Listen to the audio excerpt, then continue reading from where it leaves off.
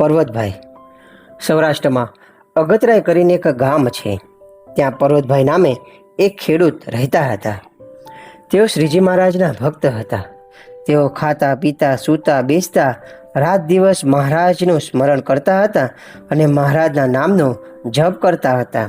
ખેતરમાં હળ ચલાવે ત્યારેય મહારાજ, વાવણી કરે ત્યારેય મહારાજ, અને પાક કાપે ત્યારેય મહારાજ.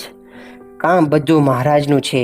હું મહારાજનો મુનિમ છું અને મહારાજની વતી કામ કરું છું. મહારાજ ઘણીવાર સભામાં પર્વતભાઈના વખાણ કરતા અને કહેતા, પર્વતભાઈ એવા ભક્ત છે કે ભગવાન માટે અને સંત માટે કંઈ જ કરવું બાકી રાખે નહીં એવા એ ભક્ત છે. અમારા વચનમાં કંઈ ફેર પાડે નહીં અને અમે જેમ કહીએ તેમ કરે. એકવાર કેટલાક કાઠી ભક્તોને થયું કે તે કેવા પર્વતભાઈ છે કે મહારાજ એમના આટલા બધા વખાણ કરે છે. એકવાર એમની પરીક્ષા કરીએ. તેમણે મહારાજને કહ્યું, એકવાર અમને પર્વતભાઈના ઘરે લઈ જાઓ. મહારાજ કહે, ચાલો. કાઠી ભક્તો ઘોડે સવાર થઈને મહારાજની સાથે ચાલ્યા. બધાય અગતરાય આવ્યા. પર્વતભાઈએ મહારાજનો સત્કાર કર્યો અને ઢોલિયો ઢાળી એમને વિરાજમાન કર્યા ને પછી પોતે એમની ચરણ સેવા કરવા બેસી ગયા. કાઠી ભક્તો એકબીજાની સાથે જોઈને કહે, મહારાજ વખાણ કરતા હતા પણ આમને તો હરિભક્તોની કાંઈ પડી નથી આપણને પાણીનું પૂછતા કે નથી આપણા ઘોડાને ઘાસ ચંદીનું કંઈ કરતા. મહારાજ આ સમજી ગયા. તેમણે પર્વતભાઈને કહ્યું, ભગત, આ બધા હરિભક્તો આવ્યા છે, એમને ઘોડા ક્યાં બાંધવા? એમના ઘોડા માટે ઘાસ ચંદીનું શું?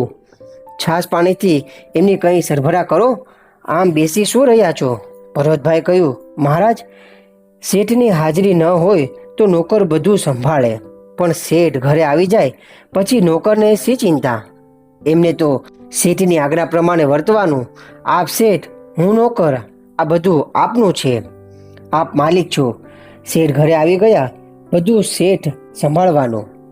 કાઠી હરિભક્તો આ સાંભળતા હતા. મહારાજે એમને કહ્યું, સાંભળ્યું? અહીં કશું પર્વતભાઈનું નથી.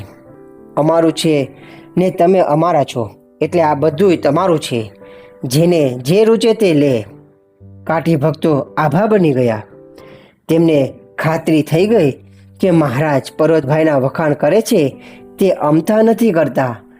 અમને અમારા ઘરની, ઘોડાની અને આબરૂની ફિકર છે. પર્વતભાઈને તો મહારાજ સિવાય કશી ફિકર નથી. એવા પર્વતભાઈ પર્વત જેવા હતા. જય શ્રી સ્વામિનારાયણ.